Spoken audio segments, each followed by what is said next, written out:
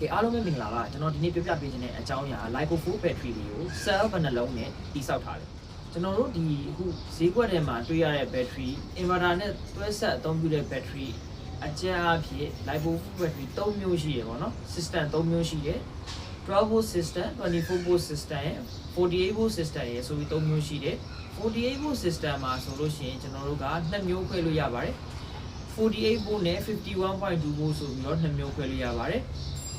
ကျွန်တော်12 volt system ဆိုလို့ရှိရင်တော့ကျွန်တော် 12.8 volt cell ကကျွန်တော်တို့က 3.2 volt cell လေးလုံး24 volt system မှာဆိုလို့ရှိရင် 25.6 volt 3.2 volt cell 8လုံး48 volt system မှာဆိုလို့ရှိရင် 3.2 volt cell 15လုံးနဲ့51.2 volt system မှာဆိုလို့ရှိရင် 3.2 volt cell က16လုံးဆိုပြီးတော့အသီးသီးဖွဲ့စည်းထားပါတယ်။ကတော့ cell တွေအားလုံးကိုတော့ကျွန်တော်အပေါင်းအနှုတ် series ဆက်သွယ်ထားတာဖြစ်ပါတယ်ဗျ။အားလုံးကျေးဇူးတင်ပါတယ်ကျွန်တော်နာမည်ကအာကာဖြစ်ပါတယ်